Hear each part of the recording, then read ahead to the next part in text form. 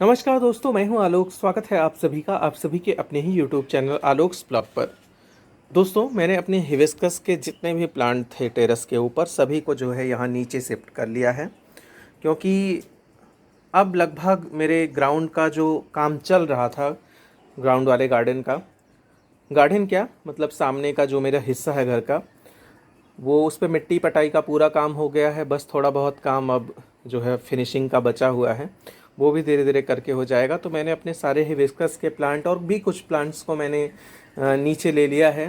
Ficus जो कि अपनी ग्रीनरी की वजह से जाना जाता है। अगर आपके ग्राउंड पर आपको गार्डन बनाना है तो फाइकस बहुत अच्छा ऑप्शन है।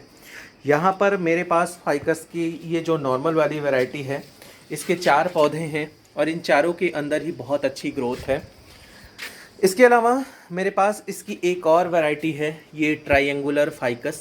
बहुत बढ़िया लग रहा है देखने में। इसको तो मैंने ऑनलाइन लिया था, 80 रुपीज़ का मुझे पौधा ये शायद पड़ा था ऑनलाइन। बहुत ख़राब हालत थी, 1 साल नियर अबाउट हो गए, अब जाकर ये इसकी हालत सुधरी है। कैसे हम अपने फाइकस के पौधे को ज़्यादा घना बना सकते हैं, साथ ही साथ जो है एक बुशी लुक जो है इसको दे सकते हैं, ग्रीनरी को मेंटेन रख सकते हैं, ग्रोथ अच्छी बना सकते हैं। आज की इस वीडियो के अंदर हम फाइकस को ही पूरी तरीके से डिस्कस करेंगे। फाइकस जो है इसकी कई सारी वैरायटी आती हैं। फाइकस पांडा और जो है ये फाइकस बेंजामिन है, जिसके पत्तों के ऊपर जो है वेरिएशन दिखता भी है और नहीं दिखता। ग्रीन कलर ज़्यादा होता है और थोड़ा मतलब जो ब्राइट पार्ट होता है वो कम होता है, और धीरे धीरे करके पत्ता पूरी तरीके से ग्रीन हो जाता है। और उधर जो है वो आपका फाइकस ट्रायंगुलर फाइकस जो है वो रखा हुआ है। बात अगर फाइकस की करी जाए तो जब भी आप इसके लिए मिट्टी बनाइए तो मिट्टी थोड़ी जो है फर्टाइल होनी चाहिए। सैंड की क्वांटिटी कम रखिए। आप जब भी इसके लिए मिट्टी तैयार कीजिए तो उसके अंदर 50% गार्डन सॉयल, 40% कंपोस्ट, यानी 50-40-90% तो सिर्फ आपकी यही चीज़ें हो गई, और 10% सिर्फ आपको सैंड रखना है। जब आप इस तरीके से मिट्टी बनाएंगे तो उस मिट्टी के अंदर पर्याप्त मात्रा में न्यूट्रिएंट्स उपस्थित होंगे, प्लस जो है आपकी जो मिट्टी होगी वो मॉइस्चर को भी खूब अच्छे से होल्ड करके रखेगी, जो आपके इस प्लांट की ग्रोथ के लिए बहुत ही नेसेसरी है। इस चीज़ का हमको ध्यान रखना है। दूसरी चीज़ जो है, अगर आप फाइकस का पौधा लाकर अपने गार्डन के अंदर लगा रहे हैं तो बहुत सारे लोग आपको कहेंगे कि फाइकस का जो पौधा होता है ये इंडोर प्लांट होता है, बल्कि मैं आपको बताना चाहूँगा ये कम्प्लीटली इंडोर नहीं होता है।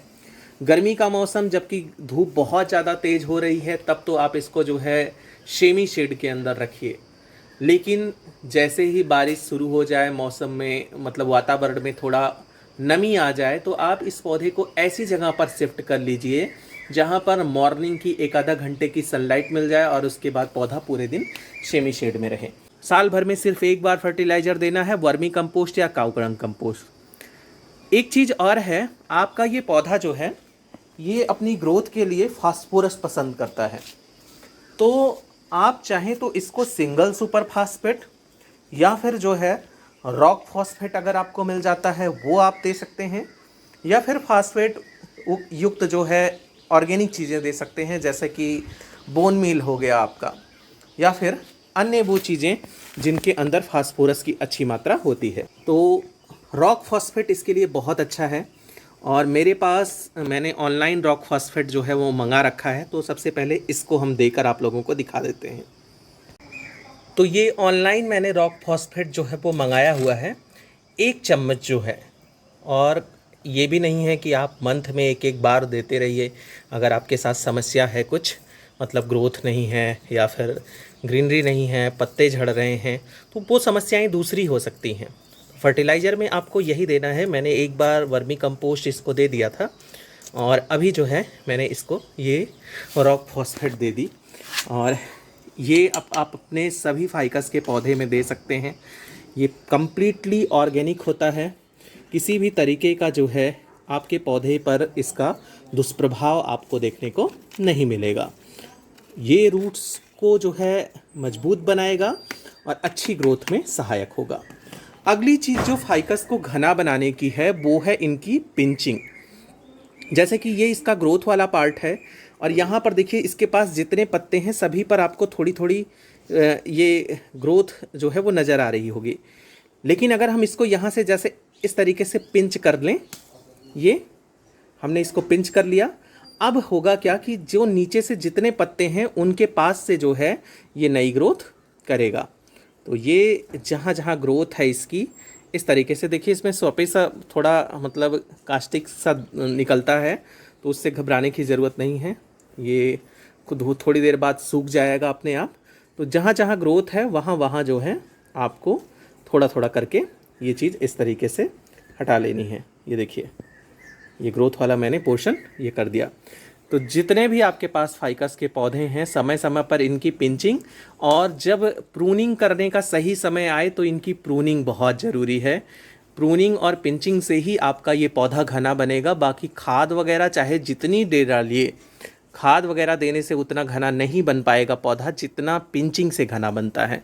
तो ये देखिए मैंने इसकी सारी पिंचिंग लगभग कर दी है और बाकी के पौधों के अंदर भी मैं इसको कर दूंगा। अगली चीज़, पौधा घना क्यों नहीं दिखता, उसका भी एक रीज़न है। देखिए ये पौधा नीचे से इसने 2 ब्रांचेज बनाई हैं, फिर यहाँ से 1 ब्रांच बनाई है, ये सारी ब्रांचेज बहुत दूर दूर हैं। अगर हम इसको इस तरीके से टाई कर दें, मतलब एक बेहतर तरीका अपनाएं और इसको टाई कर दें, तो टाई करने के बाद होगा क्या कि ये जब आपस में बंध जाएंगे तो इस तरीके सा कुछ बुसी सा शेप दिखाई देगा। जैसे देखिए ये भी, इसके अंदर भी कई सारी ब्रांचेस थी और मैंने यहाँ पर इसको जूट के धागे से टाई कर रखा है। अभी मेरे पास 2 पौधे ऐसे हैं, जैसे इसमें तो सिंगल सिंगल ब्रांच ग्रो हो रही है, लेकिन इसको भी मैं सोच रहा हूँ टाई करने को, और इन सबको भी टाई करूँगा और आप लोगों को दिखाता हूँ। यहाँ पर जितने भी मेरे पास पौधे थे सभी को मैंने जो है पिंच भी कर दिया और पिंचिंग करके जो है इनको टाई भी कर दिया। अभी थोड़ा बहुत इसके शेप को मेंटेन करने के लिए मुझे और चीज़ें करनी पड़ेंगी। जैसे ही सही समय बारिश वगैरह का आता है मैं इसको थोड़ा बहुत जो है प्रून भी करूँगा। बाकी ये ट्रायंगुलर फाइकस जो है ये काफ़ी अच्छा ग्रो कर रहा है। देखिए इसकी हर टिप पर जो है आपको ग्रोथ नज़र आएगी, और मैंने इसकी पहले से पिंचिंग कर रखी थी और प्लस टाई भी कर दिया था, और आज मैंने इन सब की पिंचिंग की है और इनको टाई किया है। थोड़ा बहुत अब जो है न्यू ग्रोथ जब निकल के आएगी तो फिर से जो है करूँगा क्या, इसको थोड़ा बहुत प्रून करके जो है बुशी बनाने की कोशिश करूँगा। तो बस इतना करूँगा। अगली चीज़ जो इनके ध्यान रखना है, पानी बहुत ज़्यादा नहीं देना है, मिट्टी को चेक करके पानी देना है ना, नमी जो है वो कम भी नहीं होनी चाहिए, नमी को बना कर रखना है। इतनी चीज़ें करने के बाद जो मैंने अभी आपको बताया, जिस तरीके से मिट्टी बनाने को, खाद देने का जो तरीका बताया, पिंचिंग और बाकी चीज़ें, इन चीज़ों का ध्यान रखेंगे तो आपका भी फाइकस बहुत अच्छा ग्रो करेगा।